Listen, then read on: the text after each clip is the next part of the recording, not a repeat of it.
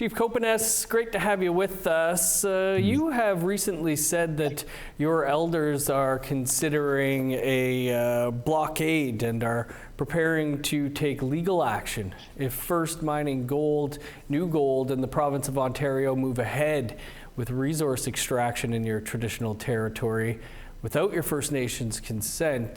Can you tell us how this decision was made?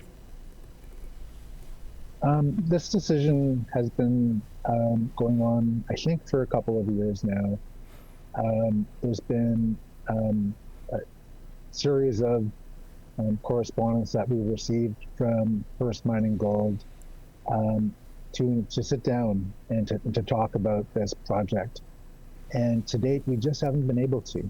The reality is that we're in a state of emergency, really since 2014.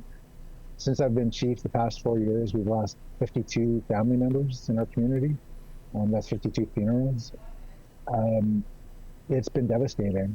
We just haven't had the ability to build the capacity or to hire the staff necessary to do this work and to really understand what the project entails. And so we've been asking for time. Mostly we've been asking for support for our crisis and for our state of emergency. And unfortunately, it hasn't gone well. We haven't received much support. We do have calls on a regular basis with Ontario and Canada to deal with our state of emergency, but we're still struggling. We're facing another funeral tomorrow, unfortunately, and I feel like things are getting worse right now. Chief Copenace, what's at stake here environmentally for your people?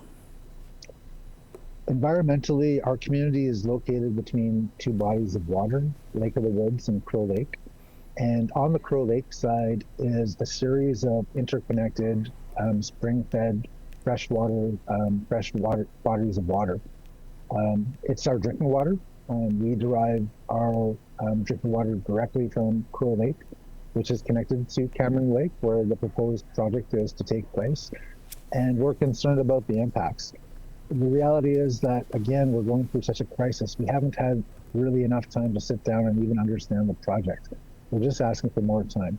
And we did get a signal from the Ontario government this morning. We met with Ontario, and we did get a signal that they're prepared to hold off and continue more discussions with us. Yeah, I guess finally here, Chief, just wondering what you would like to see from the resource companies involved, the province and the federal government regarding this. You know, maybe I'll just start by saying that I want to thank Ontario for meeting with us so quickly. We did meet this morning, and we were told that Ontario will not proceed with the permits at this time. We're still waiting to see what that means exactly. I don't know if that means they're rejecting the permits. I don't know if it means that they're just holding off the permits until more discussions are taking place. But currently, again, right now, we see it as a victory that Ontario is informing us that they're going to hold off on the permits. I also wanted to mention that late last night, we got a letter from New Gold, and New Gold stated to Onigaming that they have no interest currently in this project, that they don't have any agreements with this project.